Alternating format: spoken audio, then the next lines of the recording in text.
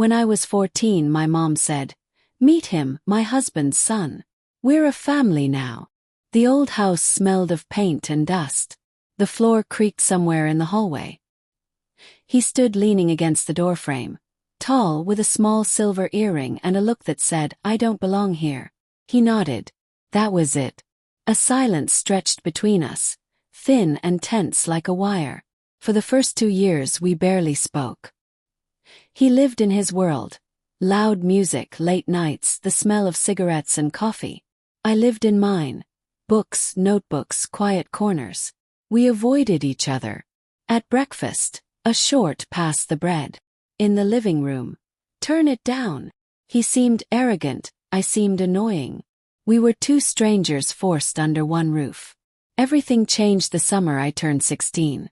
Our parents went on vacation, leaving us alone. For the first few days we ignored each other completely, like always. But on the fourth night the washing machine broke. I went to look for my laundry basket, and found it in his room. "This is mine," I snapped. "You left it in the hallway," he replied calmly. "I moved it so I wouldn't trip over it." We argued, loud, pointless, ridiculous. And then, suddenly we both started laughing. The fight melted away. For the first time we really looked at each other, not like enemies but like people. That evening we stayed in the kitchen, drinking tea and talking. About music. About books. About how strange it was to live next to someone and not know them at all. Turned out we liked the same bands. Thought about the same things. That was the night the ice cracked. After that, everything changed. We made breakfast together, joked around, watched movies until morning. I began to understand his silence. He learned my habits. The quiet between us stopped being cold. It became calm, even warm. That house suddenly filled with laughter. For the first time in years, I didn't feel alone. But something in the air shifted. Something neither of us dared to name. One accidental touch made my heart race. One look, and breathing became harder. We didn't talk about it, but we both knew. After graduation we went our separate ways. I moved to another city. He stayed behind. We kept in touch, short texts, rare calls. "How are you?" "Fine." "You?" "Same." Simple words, hiding too much between the lines. I missed our morning jokes. He missed the quiet evenings. A year passed. When I came back for the summer, everything felt the same, but different. We weren't kids anymore. The same walls, the same sounds, but we had changed. One rainy evening we sat in his car, listening to the radio. Raindrops tapped on the roof, and between the words, there were long pauses. "This is wrong," he whispered. "I know," I said.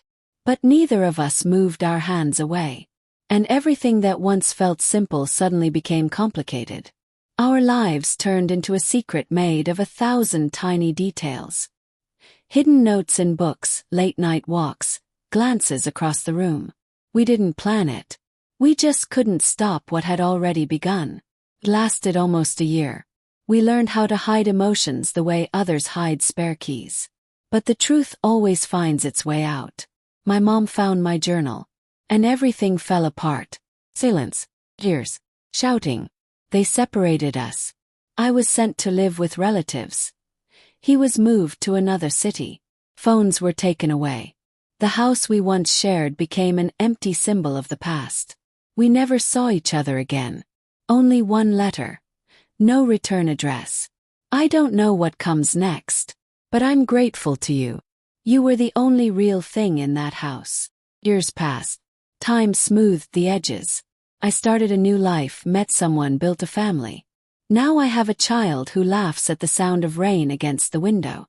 Sometimes when that same song plays, the one from that night in the car, I stop for a moment. Not because it hurts, but because it feels warm.